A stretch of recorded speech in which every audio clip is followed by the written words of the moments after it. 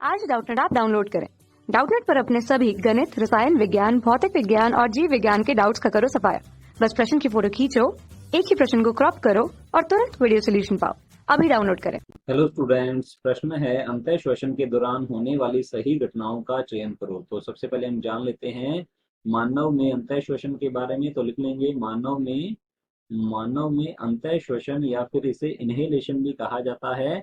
तो मानव में अंतः श्वसन जो है यह एक सक्रिय क्रियाविधि है। तो लिख लेते हैं यह सक्रिय क्रियाविधि है, अर्थात इस क्रियाविधि में ऊर्जा की खपत होती है, इसलिए यह सक्रिय क्रियाविधि होती है। तो मानव में अंतः श्वसन किस प्रकार से होता है ये हम समझ लेते हैं। तो इसमें क्या होता है कि सबसे पहले डायाफ्राम और बाह्य अंतर परशुक पेशियां जो है उनमें संकुचन होता है। तो यहाँ पर हम लिख लेंगे डायाफ्राम। तो लिखेंगे डायाफ्राम या जिसे तनुपट भी कहा जाता है।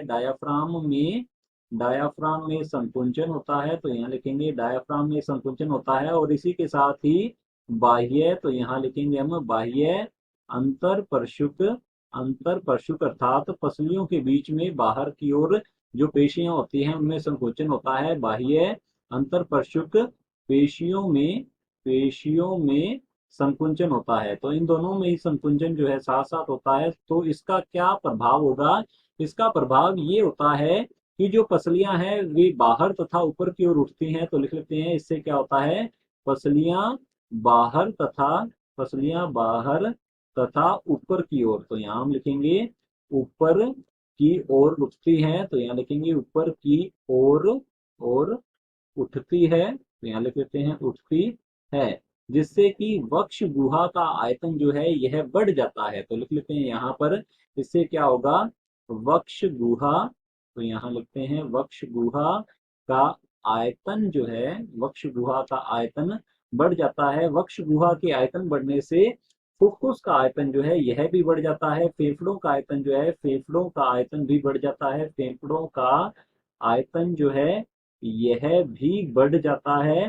फेफड़ों का आयतन बढ़ने से फेफड़ों में जो वायु दाब है वह कम हो जाता है। तो लिख लेते हैं फेफड़ों में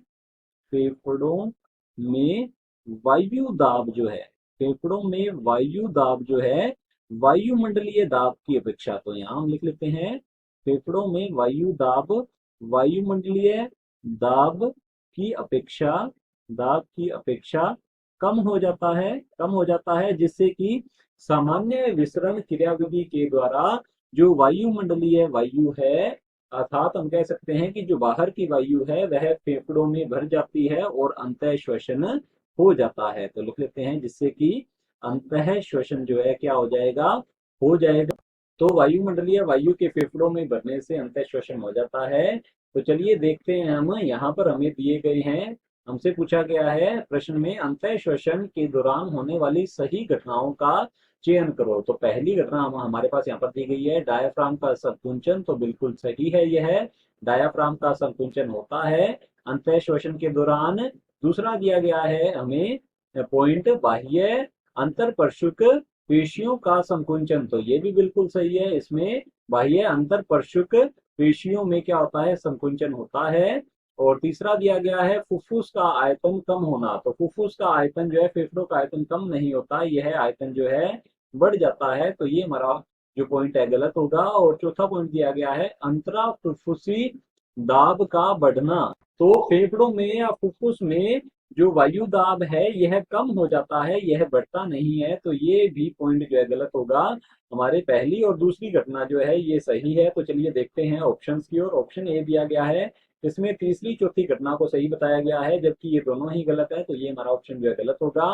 ऑप्शन बी दिया गया है, इसमें पहली दूसरी और चौथी घटना को सही बताया गया है, जबकि चौथी घटना जो है गलत है। तो ये भी हमारा ऑप्शन जो है गलत होगा। ऑप्शन सी दिया गया है केवल चौथी, तो इसमें चौथी घटना को सही बताया गया है। तो ये भी हमारा ऑप्शन जो है गलत होगा। ऑप्शन डी दिया गया है, इसमें पहली और दूसरी घटना को सही बताया गया है। तो पहली और दूसरी दोनों ही घटनाएं सही है। तो हमारा ऑप्शन डी जो है बिल्कुल सही उत्तर है।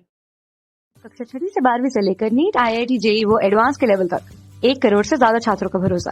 आज ही डाउनलोड करें डाउटनेट ऐप या व्हाट्सएप करें अपने सारे डाउट्स 8400 400 400 पर।